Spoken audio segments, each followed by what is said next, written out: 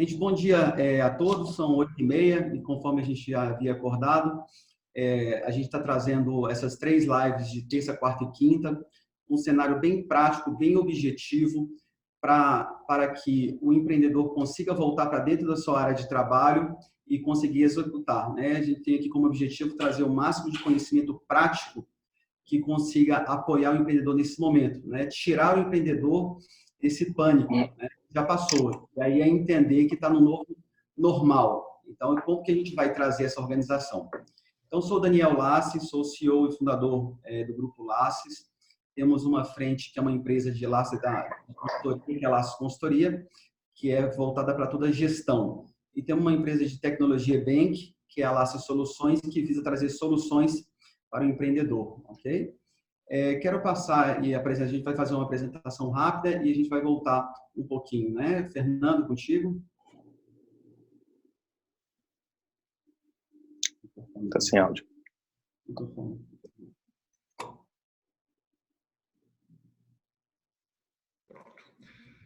Bom dia, pessoal. Meu nome é Fernando Drummond. Eu sou VP e CEO do Marcelo Tossi Advogados. Sou responsável pelas operações tanto da consultoria quanto do escritório, do contencioso do escritório. Nós temos 7 unidades no Brasil inteiro.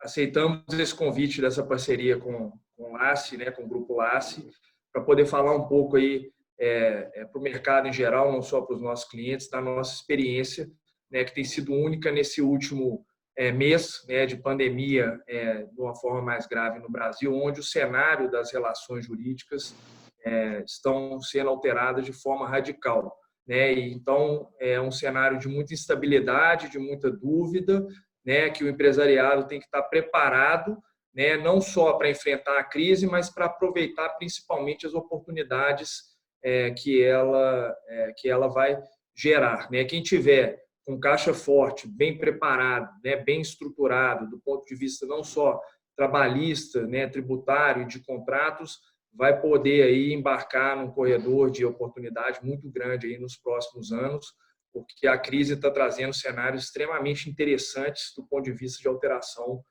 de relações jurídicas. Vou passar a palavra para o Bruno Carvalho. Ele é o nosso sócio gestor da área de contratos, né, cuida de todas as relações aí com os nossos clientes nesse setor. Bom dia, pessoal. Meu nome é Bruno Carvalho, como o Fernando falou, trabalho na consultoria contratual há quase 16 anos, boa parte deles no escritório Marcelo Tossi. Sou sócio nacional e estou aqui para debater os temas e passar a parte prática de como fazer, né, e a necessária repactuação contratual agora, utilizando os princípios e os instrumentos aí que a lei nos dá.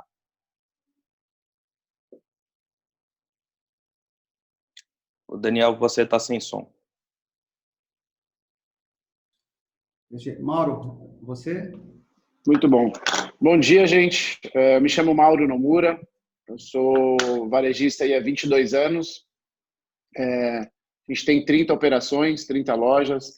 A gente está presente em 3 estados, Santa Catarina, São Paulo e Rio de Janeiro. Nós temos as franquias da Arezzo, da Schutz e da Adidas. E aceitei esse convite pelo Dani, feito. Acho que a gente tem a intenção aqui de hoje ser bem objetivo na prática de responder algumas dúvidas, que talvez muitas delas são as mesmas que as nossas ainda. E eu acho que o objetivo dessa live é, novamente, tentar abordar uma forma bem prática, menos conceitual, que eu acho que hoje tem uma série de lives aí sendo feitas, e eu acho que aqui é levantar alguns assuntos bem pontuais e um pouco até polêmicos, para a gente ver algumas opções aí de caminhos que a gente pode seguir.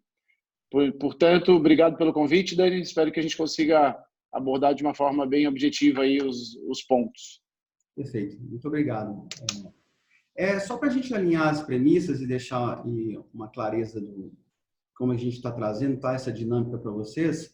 O nosso objetivo é de 8h30 às 9h15. A interação fique à vontade pela live, tanto pelo YouTube como pelo próprio Zoom. E nós vamos deixar um e-mail para poder apoiar vocês em dúvidas que possam voltar para dentro dos seus escritórios e terem dúvidas sobre os conteúdos para a gente poder ajudar vocês.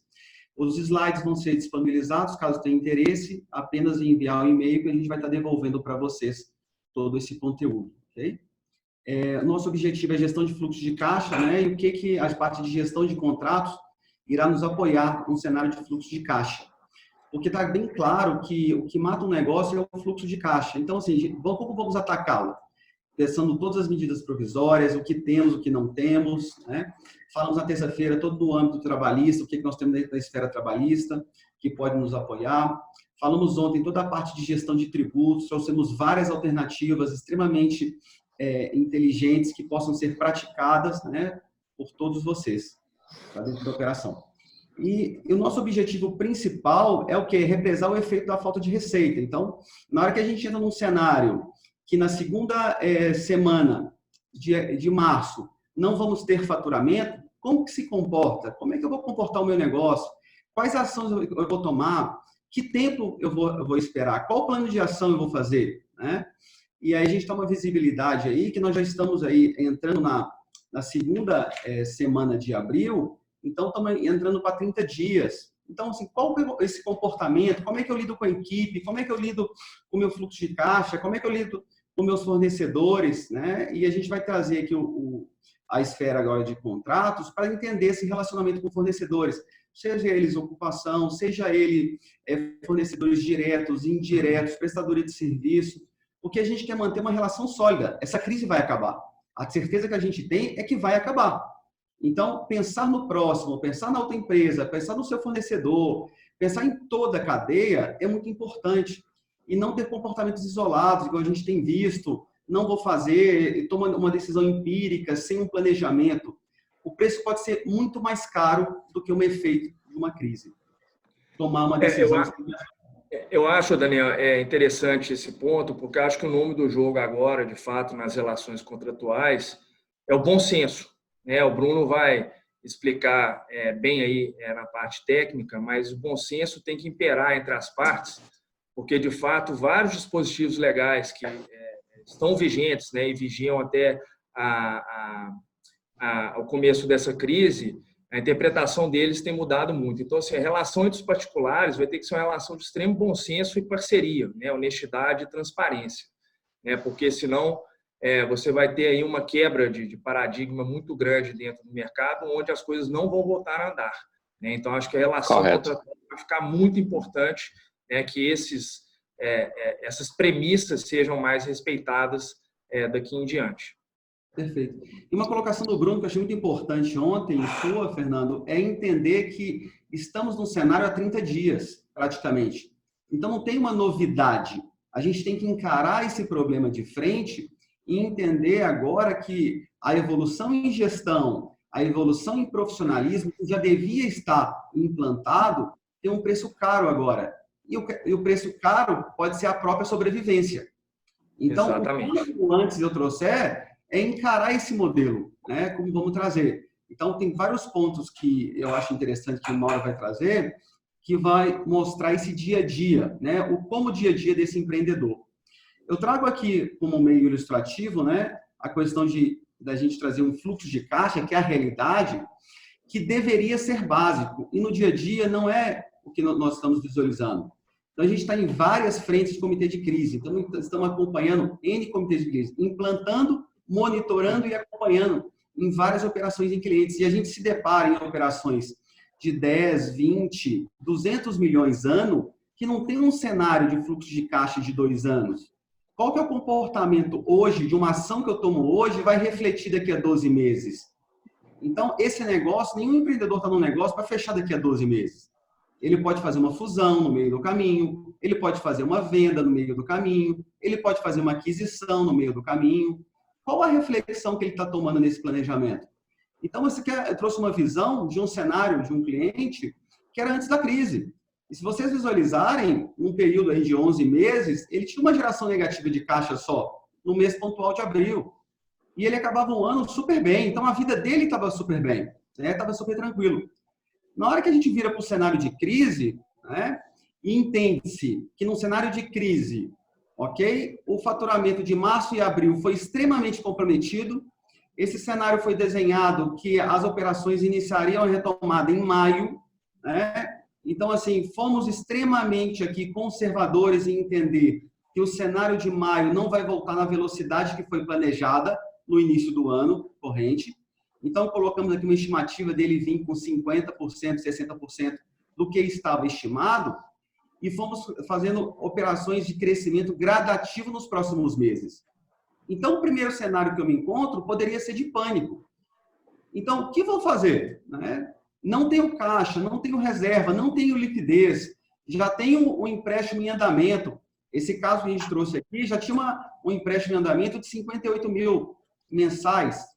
Então, não é o desespero. A falta de informação gera pânico, porque eu não sei para onde vou. Então, se eu não sei para onde vou, qualquer caminho que eu pegar e me levar, serve. E não é esse o caminho. E na hora que estruturamos um plano, colocamos uma visão a longo prazo, que a gente está com o objetivo de trazer para vocês, o que acontece? A gente consegue trazer desse cenário crítico para o cenário que possa ser viável. Que vamos colocar aquela empresa de pé. Aquela empresa não vai morrer. Existem histórias de 10 anos, existem histórias de 20 anos, existem histórias de segunda, terceira gerações. Não é uma crise que vai apagar essa história, mas teremos que ter profissionalismo, gestão, maturidade, e tranquilidade para tomar as decisões certas no momento certo. E muitas decisões dessas são duras, mas precisam ser tomadas. Então, aqui, na hora que vamos trazer os cenários de hoje, a gente destacou fornecedores, recursos de ocupação, trazer cenários de fornecedores diretos e indiretos, quais são, o que o dia a dia vai nos trazer para a operação para viabilizar essa operação. Como que vamos deixar de pé, E aqui a gente traz o quê? Exemplos de planos de ações que são rotinas que têm que ser implementadas por esse empreendedor e tem que ser tomada rápido, desde que sejam bem analisadas e planejadas, Eu queria trazer agora, e um pouco do Bruno trazer, então, assim, o âmbito, bem objetivo que a gente quer trazer para vocês, o que é uma gestão de contratos comerciais, e vamos trazer exemplos práticos, da operação do Mauro Nomura, que está trazendo com muita transparência, e eu admiro muito o Mauro, porque ele tem muita missão dele de ajudar o próximo. Então, ajudar esse outro empreendedor, não deixar ele tão solitário, porque o empreendedor é solitário. Quanto mais se unem os empreendedores, mais conhecimento se dissipa entre eles. Bruno? É isso mesmo, Daniel. Nesse slide aqui é o único slide que tem um pouco mais de informação textual e é o único slide onde eu vou ser um pouco mais legalista, só para a gente entender o contexto do direito contratual e da teoria contratual e obrigacional até o presente momento.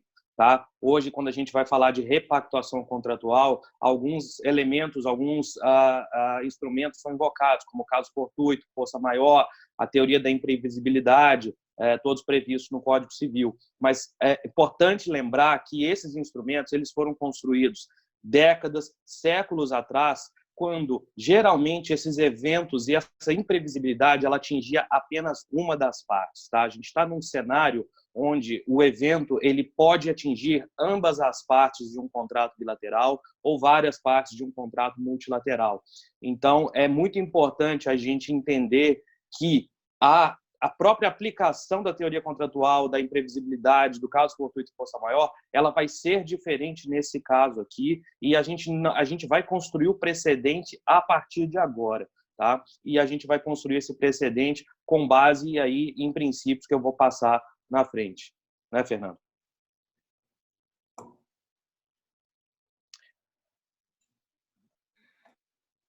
Mesmo, eu acho, Bruno, que deixar bem claro aqui como que tem que ser essa negociação, enfim, dentro desse cenário, que hoje, passados aí desde o início da pandemia, que foi em dezembro, a própria questão da imprevisibilidade já não é tão forte, esse tipo de argumentação dentro do que a gente tem feito aqui nas renegociações desses últimos 40, 35 dias aí, em que a pandemia realmente assolou o Brasil com mais força. Então, eu acho importante a gente passar alguns conceitos e, obviamente, a gente explicar as consequências também que isso pode gerar no futuro. Exatamente. O evento já aconteceu, ele está aí, ele está afetando todo mundo. Estão me ouvindo? Ok. E existem premissas básicas para a gente iniciar a repactuação de contratos nesse momento de crise. O primeiro deles, eu não preciso explicar muito, é a boa-fé. A boa-fé contratual, ela tem que ser norteadora de toda a relação com o seu cliente, com o seu fornecedor, com o seu parceiro comercial. Tá? Para a gente invocar, então, os gatilhos para iniciarmos a repactuação contratual, tem que haver a inevitabilidade, né? Eu não posso resistir a este efeito que a crise está causando, né? O comércio está parado, as atividades comerciais estão reduzidas, né? Precisamos que a superveniência desse fato, né, que é a Covid-19, ela tenha acontecido, ou seja, não dá para eu alegar repactuação contratual com base no evento de caso fortuito e força maior ou na teoria da imprevisibilidade se eu já estava em default com o meu cliente, com o meu fornecedor desde antes da crise, porque vai ficar mais difícil você sustentar isso. A gente precisa comprovar também, as empresas vão precisar comprovar que existiu um nexo causal entre a Covid-19 e o seu negócio. Tá? Então, a simples alegação por si, está acontecendo uma pandemia, não posso cumprir esse contrato. Tudo bem, a pandemia eu não preciso comprovar que ela existe, mas qual foi o efeito? O que está te aplicando? O que está te impactando? E aí sim a gente começa a discutir. A gente tem também que a empresa que vai invocar isso, que vai iniciar essa conversa com as outras partes, ela tem que mostrar que adotou medidas mitigatórias, né? O que você está fazendo para poder mitigar os efeitos da crise? Não é simplesmente iniciar a repactuação contratual e dizer não vou pagar e pronto. Não, mas espera aí, quais são as ações que você tomou desde o início da crise? Como o Fernando muito bem falou, a crise já está aí, já tem um mês. Né? O que você fez de lá até aqui? Você vai começar a fazer agora? Né? Precisamos também ter ausência de culpa ou dolo. Nós temos que observar os fluxos contratuais. Tá? Todo contrato ele tem uma cláusula de força maior, seja bem escrita ou seja escrita de forma mais ampla, mas elas existem e se não existem estão amparadas pela lei e no final a gente precisa que esse contrato tenha sido cumprido regularmente para que a empresa que vai invocar essa repactuação contratual, ela consiga provar que, bom, até então eu estava fazendo um cumprimento regular do contrato e eu fui impactado a partir de agora. Quer complementar, Fernando? Na verdade, até tem aqui no chat, aqui apareceu até uma pergunta até do Rafael Suretti, que é cliente aqui do escritório, enfim, é da Sonave, mexe com logística. Ele fez um comentário, Bruno, que talvez seja importante você explicar a diferenciação um pouco aí do que você tem visto em alegações de força maior. Ele trabalha com logística, ele está falando aqui, na verdade, que todos os contratos deles já existem, já possuem essa previsão de força maior, mas que é algo que nem eles, nem a contraparte, eles conseguem chegar sempre a um consenso em relação a como aplicar a força maior, dado em um cenário que já se arrasta há quase 4 meses no mundo inteiro. A força maior ela não vai ser aplicada no contrato. O que vai ser aplicado no contrato é o gatilho para que você inicie uma discussão, para o gatilho para que ambas as partes sentem e repactuem os pontos desse contrato que estão impactando a operação. Eu vou falar um pouco disso no próximo slide e aí talvez ele vai ter um pouco mais de clareza sobre o que fazer a partir de agora. E eu acho que é legal também trazer, o Mauro, como é que foi o primeiro momento na hora que você entende na sua relação comercial, como é que foi o efeito do outro lado? Você que se antecipou, você que viu, você que se planejou. Como é que foi esse efeito? A relação com o outro? Como é que o outro te recebeu?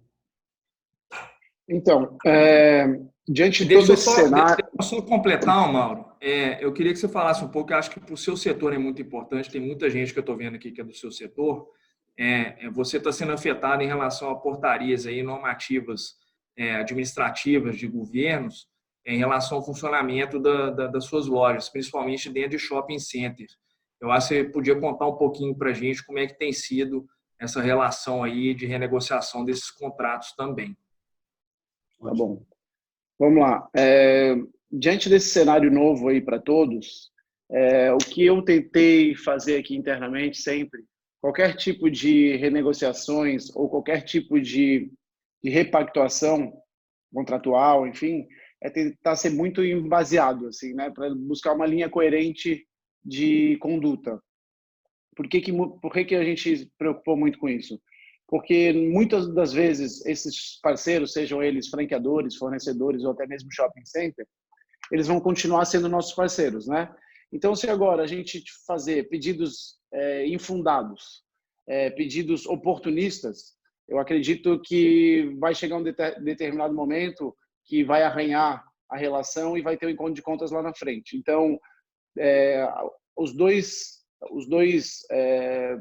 planos que a gente desenvolveu para os nossos franqueadores, por exemplo, em primeiro lugar, a gente mergulhou no diagnóstico, então a gente ficou em praticamente quase 10 dias fazendo esses impactos aí que o Dani fez aí de caixa. A gente só trabalhou com 2 cenários, eu acho que 2 já é complexo, 3 então seria mais complexo ainda para trabalhar. A gente optou por trabalhar com 2 e diante desses cenários a gente chegou de uma forma muito transparente com os fornecedores e falamos assim, olha, o impacto é esse, o tamanho do problema é esse. E em ambos os casos não teve uma bala de platina que resolvia, não era uma solução que atendia. Então teve que haver uma flexibilização de ambas as partes, seja elas que eu acho que não vai mudar muito, mas basicamente ela vai flutuar em termos de extensão de prazo de pagamento, cancelamento de pedidos e alguma outra repactuação de acordo específica de cada formato. Então não vai mudar muito disso aí. Agora, o que eu percebo é que se a gente chega lá de uma forma talvez ansiosa, isso que o Dani falou, né? Eu acho que nesse momento de crise, acho que o grande desafio nosso é manter a serenidade. E se a gente chega lá sem uma transparência, sem um estudo de impacto, a gente sai fazendo pedidos com essa ansiedade que acabam sendo inconsistentes. E pior do que isso, até incoerentes. E aí quem está escutando lá do outro lado está olhando assim, pô, esse cara aí está doente de sinusite pedindo remédio para dor de garganta. Pô, esse cara aí está perdido. Então, acho que fica aí um ponto de reflexão, de entender bem qual que é a necessidade exata. E falo para vocês que como a gente tem 3 estados, 3 franqueadores, a gente tem necessidades diferentes. Não foi a mesma solução para todos. Então, vou dar um exemplo simples. Tem redes nossas que estavam com muito impacto no caixa e a outra nem tanto no caixa. Então, aquela que não tem tanto impacto no caixa, a gente procurou pedidos para a franqueadora para proteger mais o EBITDA, porque o nosso EBITDA despencou. Então, como ela não tinha tanto impacto no caixa, a gente buscou soluções para preservar o nosso EBITDA. Por exemplo, esse mercado, hoje, diante da quantidade de cancelamentos de pedidos que vão ter, principalmente o mercado de moda, o mercado que eu atuo, mercado esportivo, os inventários das fábricas, dos fornecedores, dos varejistas estão tudo atolado, né? Numa possível retomada, com certeza vai vir liquidando muito markdown. Então, um exemplo se uma rede minha, eu não estou com problema de caixa grande, eu tenho que proteger EBITDA, como é que eu vou repactuar com esse meu fornecedor se eu sei que ele vai vir liquidando, ou via internet, ou via loja física, ele vai vir liquidando? Como que eu vou proteger um pouco minha margem para atender isso? Então, isso é um exemplo assim, estou com dor de garganta, então estou pedindo remédio para dor de garganta. Já na outra rede, que eu tinha um problema de disposição de caixa muito alto, eu tive que elaborar um plano de fluxo de pagamento com extensão de prazos para atender isso aí. Então, acho que fica aqui só o ponto de que, nesse momento de muita ansiedade, eu acho que é um momento de a gente eu acho que esse exemplo que o Dani botou aqui de fluxo de caixa é um trabalho que fica simples, bem sintético, e quem não tiver a sofisticação de fazer um fluxo de caixa, eu sempre costumo dizer, cara, faz no papel, faz uma conta de padeiro, a estimativa de entrada, a estimativa de saída, pelo menos você chegar perto de 80% do teu número e do teu desafio. Acho que fica aí um pouco dessas colocações. Tá bom. Só para responder algumas perguntas aqui, o Daniel Gomes, ele está perguntando sobre o material, tá? O material vai ser disponibilizado a todos que tiverem interesse, só enviar por e-mail, ok? Mauro, tem uma pergunta também aqui de Carlos. Quais os cenários, você falou dos 2 cenários, quais os cenários que você está acreditando, pensando que você hoje tem operações em 3 estados, São Paulo, Rio de Janeiro e Santa Catarina. Então, dependem de operações de governos distintos, opiniões distintas, que está sendo tratada. Quais são os seus cenários? Eu vou ser bem objetivo, prático, usar o que a gente usou de exemplo, porque eu vejo que o que é hoje a coisa mais carente no mercado, dos empreendedores é justamente dividir um pouco mais dessas informações. Beleza, todo mundo fala de cenário, mas quanto? Quando? Então, eu vou dividir um pouco como que foi construído o nosso cenário. A gente trabalhou com 2 cenários, um de retomada em 1º de maio e o outro em retomada 1º de junho. Nesses cenários, a gente utilizou o mesmo percentual de retomada. Então, por exemplo, Santa Catarina e São Paulo, a gente considera que no primeiro mês a gente vai ter 50%. Então, mesmo retomando ou maio ou junho, é 50% do previsto para esse mês. No Rio de Janeiro, diante das premissas que a gente levantou e dos impactos, a gente acha que vai ser uma região que vai sentir um pouco mais. Desde dos números pré-crise, pré-fechamento, foi a praça que sentiu mais em relação às outras, e também outros indicadores que, trocando um pouco mais de como é que está a situação de mercado, também eu acho que vai sentir um pouco mais. Então, a gente considerou menos 60, Rio de Janeiro. Então, como é que a gente fez? A gente fez primeiro mês menos 50, então Santa Catarina e São Paulo, menos 60 Rio. Segundo mês vai caindo 10%, vai melhorando 10%, então cai para menos 40 São Paulo e Santa Catarina, menos 50 Rio, e vai melhorando 10% a cada mês.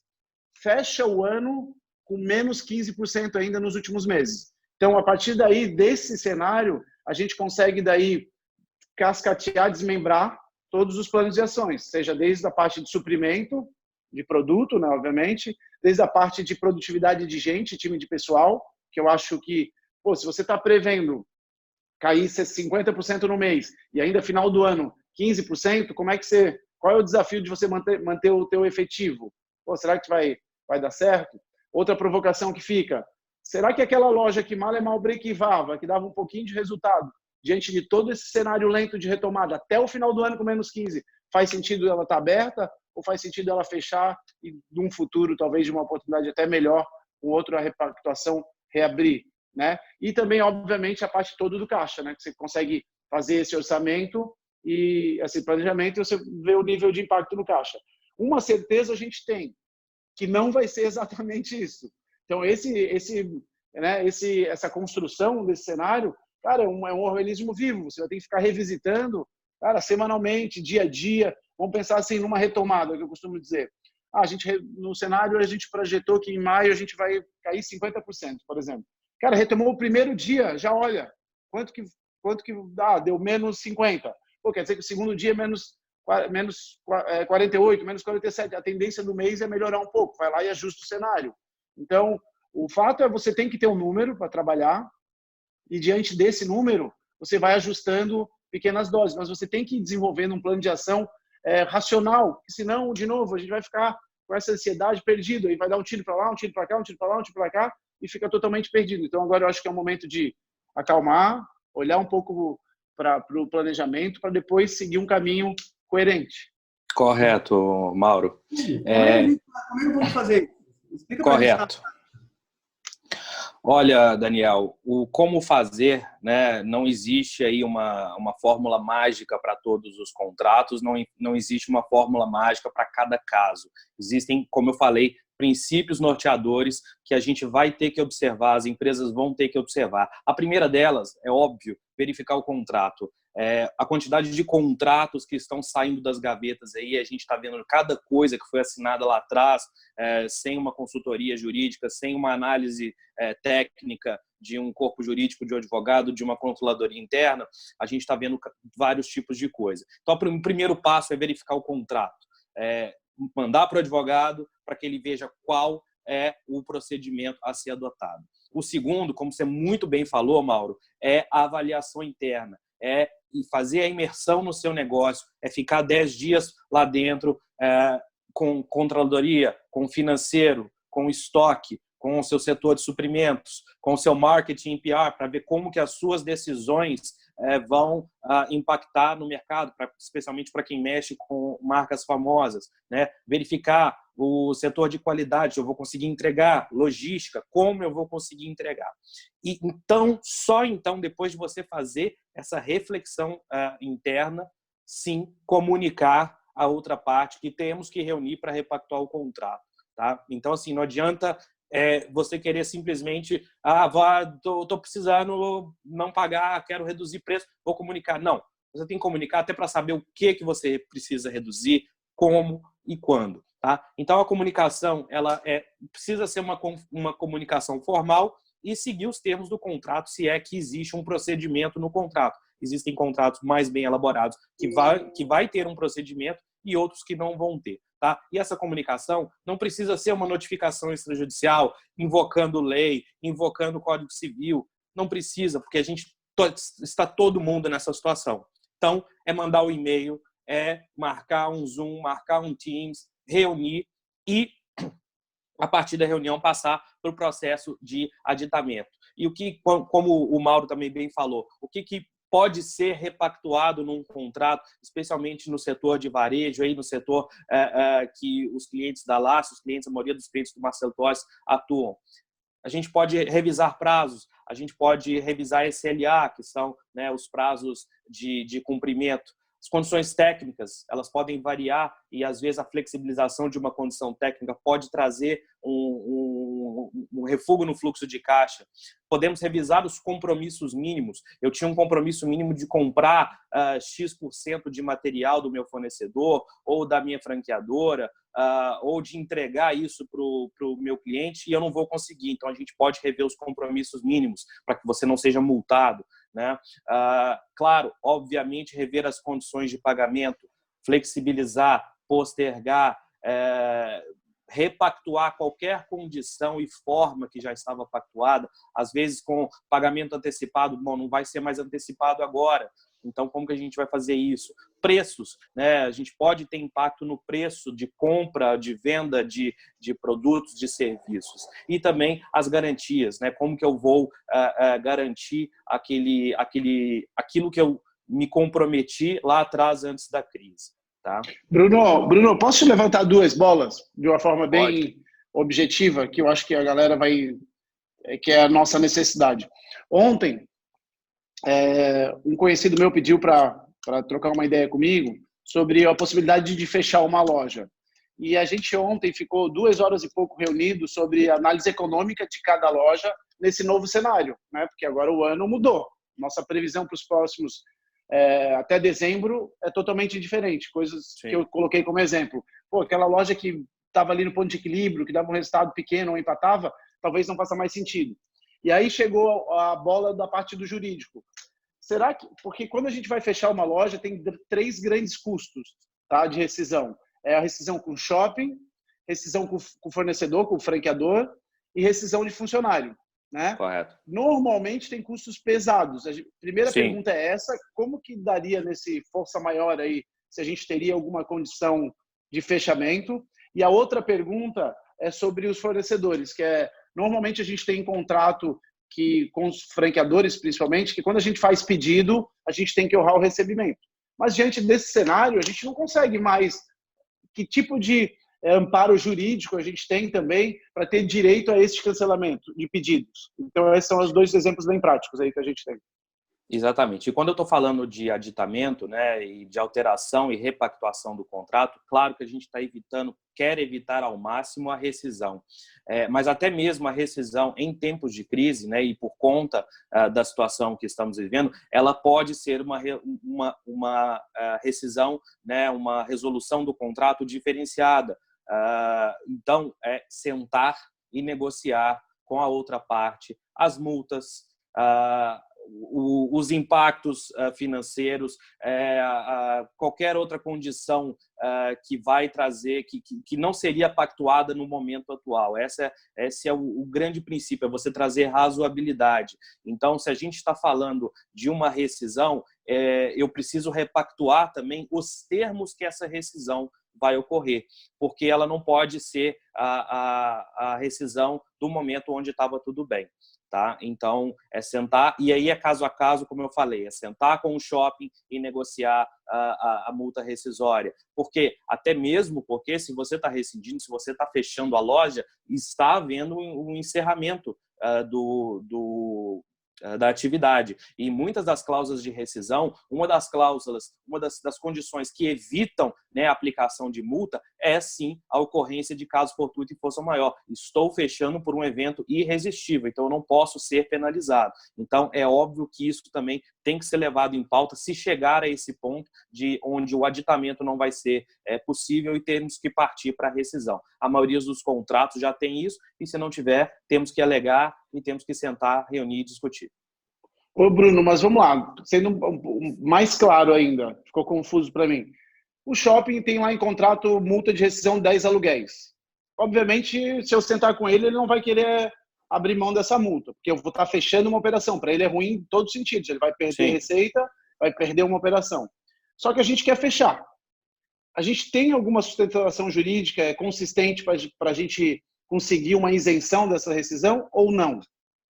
Sim, existem opções, tanto na esfera extrajudicial quanto na esfera judicial. Tá? Se chegar num impasse absoluto, é óbvio que essa demanda vai precisar ser judicializada, mas como eu vou falar mais para frente, não é o momento de buscar evitar a todo custo a judicialização. Nas cláusulas de rescisão contratual, até mesmo de contratos de locação ou de looks de shopping, a gente tem cláusulas na rescisão, e é por isso que a gente tem que voltar ao primeiro ponto, que é verificar o seu contrato com a assessoria jurídica, onde a rescisão por encerramento do negócio, a rescisão por caso fortuito e força maior, ela dispensa do pagamento de multa, porque não é uma rescisão mais imotivada. Existe um motivo e um motivo justo para que essa rescisão está ocorrendo. É o último cenário, você decidiu fechar, não consigo abrir. Então, esse é o ponto, é verificar o contrato, reunir, aditar. Chegou no impasse, não tem o que fazer, aí sim a gente tem que ir lá bater na porta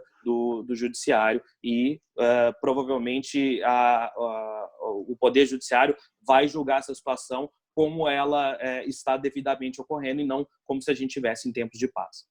Bruno, até para a gente, questão de tempo aqui, está tendo muita pergunta. Teve Sim. uma pergunta aqui da Fernanda, né?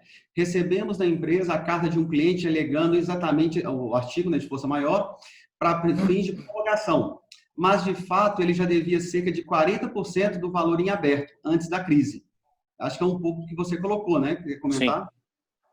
Sim, é o que eu falei lá nos primeiros princípios gerais, né? Se esse contrato já vinha em default, né, já vinha sendo descumprido, a alegação de que a Covid me impactou, ela se torna uma alegação mais fraca e ela abre uma possibilidade de discutir isso no futuro.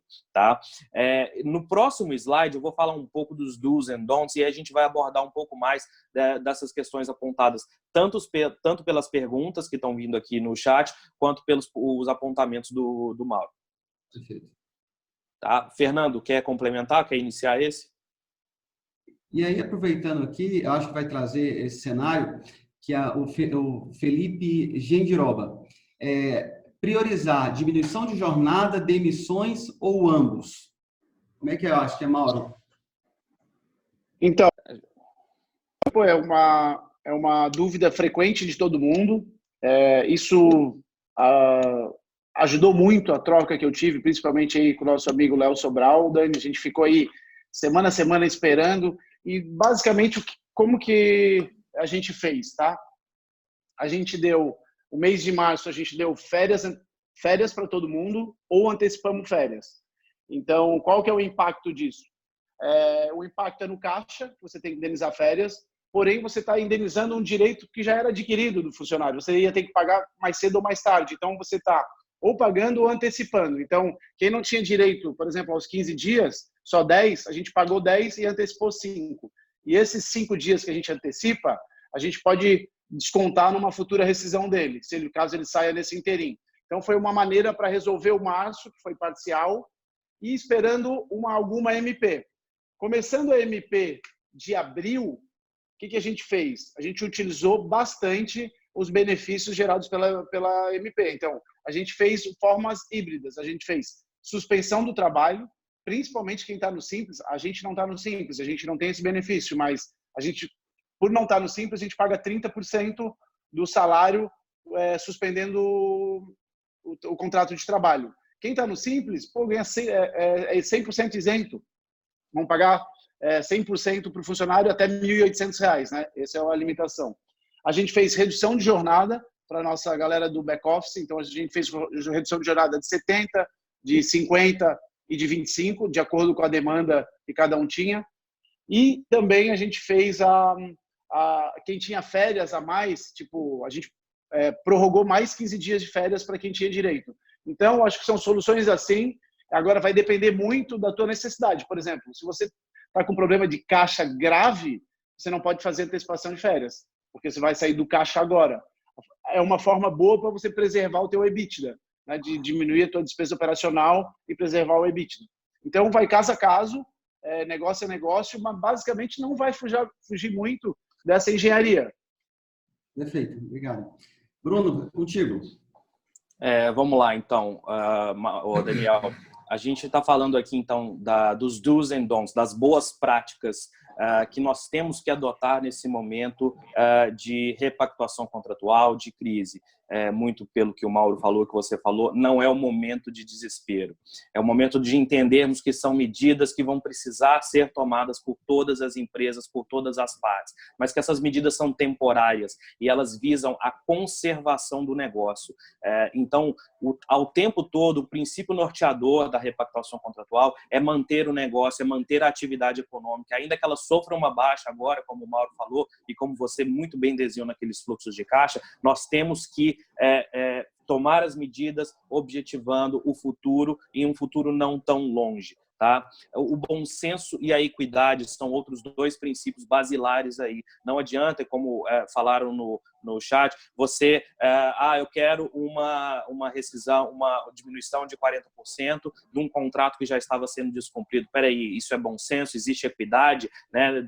Está faltando aí um equilíbrio entre as partes. Porque, como eu falei lá no início, a imprevisibilidade ela está ocorrendo não só para uma parte. Né? Antes era muito regional, quando acontecia um evento de caso fortuito e força maior, ou um evento que trazia onerosidade excessiva. Geralmente ele era para uma parte, geralmente ele era para uma empresa afetada numa determinada região que não afetava a outra, né? Ou num determinado país, em momento de guerra, lá atrás, quando a gente está falando aí do pós-revolução industrial. Então, no momento, a gente está falando de onerosidade excessiva para ambas as partes. Tá? Então, a gente precisa evitar isso. Evitar não é só para um lado, não é um lado que tem que ganhar. Os dois têm que ganhar e os dois vão ter que perder e vão ter que ceder aqui e ali. E as medidas que vão ser tomadas, elas precisam ser sustentáveis. Para quê? Para que a gente tenha o reequilíbrio das obrigações. Eu não posso virar para o meu cliente e pedir para que virar para o meu fornecedor e pedir que ele reduza o pagamento em 90% e exigir que ele vai cumprir o contrato na mesma qualidade, no mesmo prazo que estava sendo cumprido antes. Tem que haver equilíbrio, tá? Não é razoável você impor. Fernando, quer complementar alguma coisa? Não, perfeito. E se a gente for falar de don'ts, né, as práticas que devem ser evitadas por todas as partes, e são práticas que eu estou trazendo aqui, que estão acontecendo nas últimas 3 semanas, que a gente está vendo de todos os lados acontecerem. Primeiro, vou impor uma moratória geral, não vou pagar nenhum fornecedor mais e pronto. Não é assim que funciona. Como eu falei lá no início, como o Daniel bem falou e o Mauro também, cada caso vai ter que ser avaliado, cada contrato vai ter que sair da gaveta, vai ter que sair da pastinha lá do servidor e vai ter que ser analisado, né? O que vai ser mudado nesse contrato. A moratória geral, você pode até instituir, mas ela não vai se sustentar e você vai quebrar o seu negócio. Da mesma forma, imposições, medidas impositórias, é simplesmente chegar para outra parte e falar, a partir de agora é isso e pronto, se quiser continuar sendo meu fornecedor, é isso que você vai ter que aceitar. Não é assim que funciona. Temos que sentar e temos que repactuar cada obrigação, como eu falei lá. Existem várias obrigações que podem ser repactuadas, não só pagamento, que podem trazer um alívio para fluxo de caixa, né? Da mesma forma, determinações unilaterais, só uma parte tem voz, não, ambas as partes aqui precisam ter voz, porque ambas as partes foram afetadas, né? E o descumprimento injustificado, simplesmente, a Covid está aí, não vou cumprir mais nenhum contrato a partir de agora. Isso também não vai se sustentar, isso vai prejudicar o seu negócio e você vai ser penalizado lá na frente, seja pelo contrato ou seja por uma decisão judicial. E a rescisão imotivada pura e simples, voltando aí na pergunta do Mauro, ela não pode ocorrer numa situação dessa. Se há o impacto, se há a superveniência, né, da Covid e os impactos nas operações, eu tenho motivação para poder rescindir. Eu não posso simplesmente, eu já queria rescindir esse contrato sem multa e vou rescindir porque eu vou alegar Covid. Não, vai precisar ter aquele nexo causal. E a todo tempo. O objetivo aqui é sempre evitar a judicialização. Você procurar o judiciário nesse momento agora vai ser muito doloroso para as empresas. São decisões que não vão vir tão cedo. O judiciário vai estar sobrecarregado e, por isso, é muito importante a gente seguir os do's e evitar os don'ts. Perfeito. Está tendo muita pergunta, gente, só para alinhar, muita pergunta do âmbito tributário, tá? E muitas perguntas do âmbito trabalhista. Nós fizemos uma live na terça-feira, onde fala sobre toda a parte trabalhista. E ontem, sobre toda a parte tributária. Então, fiquem à vontade, se precisarem dos materiais, como as lives gravadas, vão estar disponíveis para todos vocês, tá? Para a gente vai estar no YouTube. Os contratos. E essa aqui também vai estar disponível aí nas plataformas da LACE e do Marcelo Tocha nos próximos dias também. Isso, perfeito. Veio aqui uma consideração sobre contratos, né? Da Fernanda, né? Que é a opção de contrato de capitalização do BNDES, né? A 3,75 anos, carência de 6 meses, engano de 36 vezes, né? Seria uma boa alternativa? Eu vi aqui que o Mauro já respondeu, né? Excelente alternativa, né? Para poder trazer. E outro ponto aqui que está sendo trago aqui... Ô Dani, aproveitando esse gancho, eu achava que valeria a pena aquilo que a gente conversou no briefing aí, um pouco assim, eu vejo muita gente questionando qual linha de crédito tomar, qual que vale mais a pena, qual que é o juro desse, qual que é o prazo. E eu acho que, assim, de novo, é importante se voltar para dentro, entender qual a tua necessidade e um ponto de incerteza. Eu vou dar um exemplo só para a galera talvez ter um entendimento. A Bembev pré-crise Brasil no mundo, que já tinha acontecido na China, em fevereiro, ela tomou 8 bilhões de dólares sem destino para o recurso. Aí o CFO dela deu entrevista e falou que preferiu, como garantia, trazer esse caixa para dentro, para caso for necessário utilizar. Caso não for, está pagando juro durante o período. Então é só um ponto que pode ser que vale a pena, às vezes, olhar um pouco menos para o custo do dinheiro e mais pela necessidade do momento. Traz para dentro e depois dá uma olhada. Eu acho que agora tem algumas vantagens. Só de não ser tributado o IOF já é muito grande o impacto. E eu acho que, de novo, vale a pena você olhar para dentro da tua necessidade e, se for necessário, traz para dentro e vai gerar uma garantia e até mais uma possibilidade futura. Perfeito. Bruno e Fernando, a Luciana, quanto aos aluguéis comerciais, né, qual a orientação para tentar solucionar este problema? A empresa está sem fluxo de caixa, por menos de um ano, impossibilita de pagar aluguel com portas fechadas.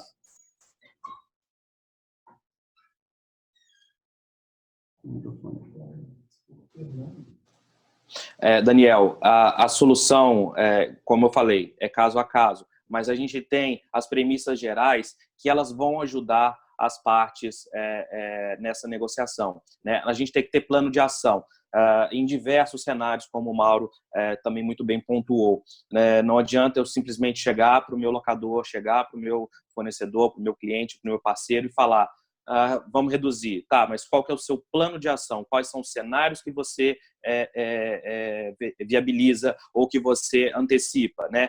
Sempre o foco na manutenção do negócio. Sim, podemos chegar, as empresas podem chegar para os seus locadores e negociar uma redução temporária, negociar uma carência e com um plano de recuperação, com um plano de retomada. Até porque o locador, ele depende daquela receita também, e ele quer, a médio prazo, né, passada a crise, ele quer contar com essa receita também. Então, não adianta ele simplesmente falar: olha, não aceito, vou te despejar, né? A gente vai ter medidas protetivas contra isso, mas não aceito e pronto, esse locatário vai precisar rescindir um contrato e muito dificilmente ele vai conseguir alugar esse ponto comercial no momento de crise agora. Então, o próprio locador, ele também vai ter que parar e pensar, né? E não impor, sempre sentar e negociar. Por quê? Porque a gente vai ter, essa crise é temporária. Então, a gente tem formas de inserir disposições transitórias ou suspensivas nos contratos. né, que são justamente para equilibrar as obrigações em tempos de crise. Então, a disposição transitória ela vai dar um tempo para que ela ocorra, para que uma carência, por exemplo, ocorra, seja uma carência total, seja uma carência parcial. E a condição suspensiva ela vai estabelecer um marco de quando, ocorrendo tal evento, que, por exemplo, a volta do comércio, a volta das vendas, aí sim eu passo a te pagar o aluguel, ou eu passo a cumprir a obrigação de pagamento mínimo que estava suspensa até então, né? A gente precisa que tenha o cumprimento factível das obrigações que são mútuas, né? Existem obrigações de todos os lados. Então, a gente precisa equalizar não só preço, equalizar as entregas, equalizar os compromissos, equalizar as obrigações. Por quê? Porque as condições normais vão voltar. Então, esse contrato ele vai precisar sofrer um ajuste temporário. E aí, como o trabalho de sentar e negociar, tirar o contrato da gaveta e ir para a mesa de negociação, ir para o Skype, ir para o Zoom e utilizando as boas práticas que a gente passou aqui. Porque não vai cair uma solução mágica do governo, não vai cair uma solução mágica do céu quando a gente está falando de contratos comerciais que existem uma multiplicidade, uma pluralidade de obrigações de pactos, né? Então, diferente do trabalhista e do tributário, onde MPs e decisões vão regulando, no contrato você vai realmente precisar sentar e renegociar. Ô, Dani, posso participar em relação a isso um pouquinho? Bem rápido. Ô Felipe, Gengiroba, meu amigo, inclusive, esse momento agora é um momento de negociação. Como o Bruno falou, é o momento de sentar e negociar. A gente tem que ter a consciência, eu acabei de dizer aqui um pouco do nosso cenário, como é que foi construído, foi de impacto de menos 50% no primeiro mês, menos 40%, menos 30%, menos 15% até o final do ano.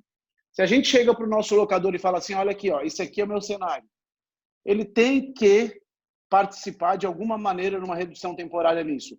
Caso ele não tenha essa abertura, bicho, se o cara ficar com o imóvel vago hoje, a chance dele não locar nos próximos meses ela é gigantesca. E vamos fazer uma conta bem básica. O aluguel é alugado, sei lá, R$20 mil por mês. No ano dá 240. 3 meses que ele deixa de alugar são R$60 mil de perda de receita. Se ele baixar de 20 para 15, ele pode te dar 12 meses de redução, pelos mesmos 3 meses que ele perdeu do aluguel vago. Então, são contas muito básicas como essa que o locador tem que fazer e numa mesa de negociação tem que ter a habilidade ali do locatário de tentar passar isso. E vou um pouco além. Hoje, a ação de despejo, que eu acho que o Bruno podia falar um pouco, mudou. O que era muito rápido de despejar um locatário, agora eu vi aí através de lives, que não vai ser mais tão simples despejar um locatário neste momento. Então, dá mais força ainda de negociação para o locatário. Na verdade, Mauro, o que a gente tem visto aí já são principalmente algumas decisões relativas a shopping center. Obviamente, a premissa básica de um contrato de locação é que o locador disponibilize o imóvel para uso pelo locatário. Uma vez você tem aí, ainda que por fato que seja fora do controle do dono do imóvel, o imóvel ele está indisponível para uso pelo locatário. Então, você tem visto, eu já tenho monitorado esse assunto já há algumas semanas, já existem liminares do ponto de vista aí, de suspensão, enfim, da mora, né, da impossibilidade do despejo por um período aí, determinado. Enfim, os juízes também estão compreendendo essa situação, mas, obviamente, você tem obrigações de parte a parte. É óbvio que para o locador, né, a questão do sujeito não poder exercer a propriedade dele sobre o imóvel, usar, gozar, fruir, enfim, da maneira correta, isso é ruim. Mas essas decisões judiciais elas são muito mais até no sentido de preservar a vigência do contrato, né? Fazendo aí, são liminares que têm dado a suspensão temporária do dever de pagamento, né, dos aluguéis, sejam eles fixos ou os aluguéis variáveis, né, quando se trata de shopping, de modo que também o locatário que está pedindo ali aquela carência, aquele diferimento do dever de pagamento, ele também fica obrigado em determinado momento da ação quando o contrato voltar a vigir. Então, assim, obviamente é um assunto que é muito novo, né, em termos judiciais, mas que você já tem visto até decisões, né, que, por um lado, parecem agressivas em relação ao locador, mas que, na verdade, eu até compreendo que os juízes estão adotando uma linha de manutenção mais do contrato, né, ainda que seja uma interferência do poder judiciário, do poder público na esfera privada. A gente tem visto decisões que estão levando muito mais para corrigir essa distorção quando as partes não conseguem chegar a um consenso, né, e também obrigar que o sujeito que está pedindo ali a suspensão temporária do pagamento, que quando a situação vier a se normalizar, seja de qualquer forma, que ele também fique vinculado ali a cumprir as obrigações restantes do contrato pelo período que ele teria de vigência ainda.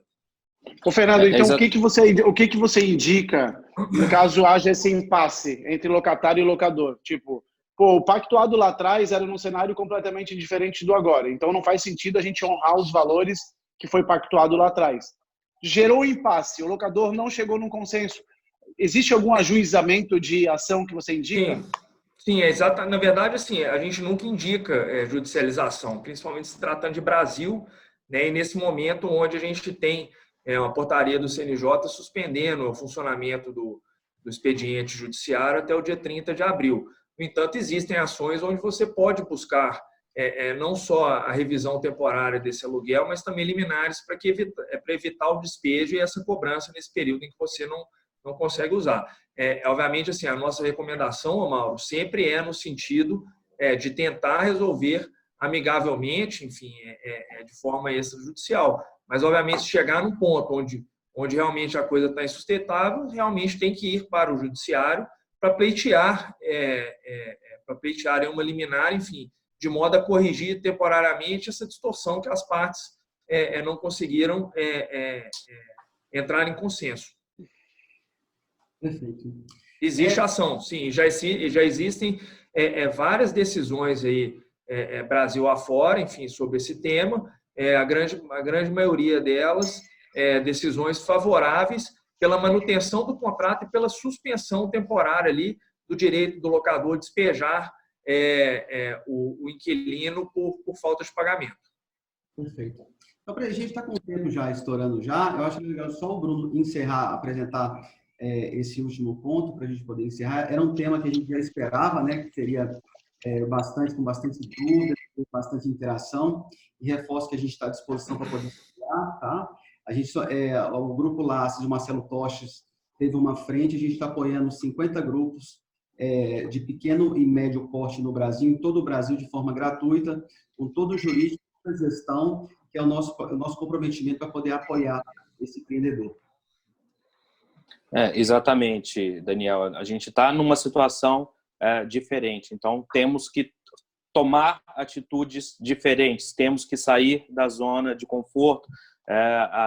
O amadorismo, a má gestão não vão ser recompensados durante a crise. Então, quanto antes você correr atrás, quanto antes você rever fluxos, processos, fluxo de caixa, decisões, e rever os seus contratos, quais são os contratos essenciais, quais são os contratos supérfluos, quais são os contratos acessórios, o que eu posso reduzir, o que se eu reduzir agora de forma impositiva vai me impactar daqui 2 meses. Então, por isso que tem que sentar, fazer o que o Mauro falou, imergir no seu negócio, conversar com sua controladoria, conversar com seu financeiro, conversar com todos os setores da empresa antes de sair tomando decisões desesperadas. Não é o momento para desespero, é o momento de planejamento ou replanejamento das ações para a manutenção do negócio. Todas as medidas que estão sendo tomadas em qualquer frente tributária, trabalhista, societária, contratos, são com foco na manutenção do negócio. Porque se não tiver negócio, a função social da empresa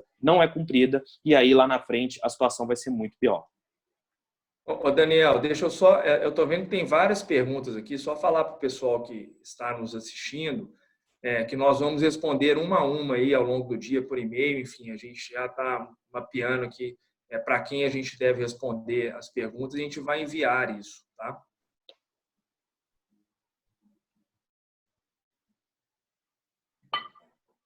É isso mesmo. Daniel, agradeço aí o convite da participação aqui nesse webinário e espero que quem está assistindo, os nossos clientes, parceiros, tenham uma visão geral do que fazer, como fazer e quais são os princípios que devem nortear esse momento que é difícil, mas que ele vai passar. E quem souber fazer uma boa gestão da sua empresa agora, lá na frente, com certeza vai colher frutos muito maiores. É um momento de aprendizado grande para todas as áreas, para todos os setores, para todo tipo de profissional, e a gente não pode deixar essa oportunidade passar. Ô Daniel, e só para fechar, em relação às perguntas, eu estou vendo que tem várias perguntas, são de pessoas que já são clientes do escritório, mas, obviamente, até a parceria que a gente tem com o Grupo LACE, a gente fechou aí um modelo de negócio muito interessante, que para todos os clientes do Grupo LACE, a gente vai dar 6 horas de consultoria gratuita nesse período de estabilidade aí da Covid para qualquer empresário de qualquer porte que seja cliente do Grupo LACE. Então, a gente fica aí à disposição de vocês, mas, de qualquer maneira, também a gente vai responder a todas as perguntas que estão no chat. Perfeito. Mauro, quero agradecer também a participação, a clareza, né, a transparência, que isso traz uma segurança e um apoio para o empreendedor. E Fernando e Bruno também agradeço a participação, que a gente está conseguindo levar a mensagem para o empreendedor.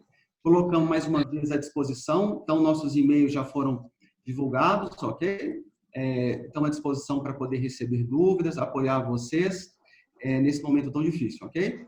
E a única certeza que a gente tem é que essa crise vai acabar. A gente quer que saia na frente. Mauro?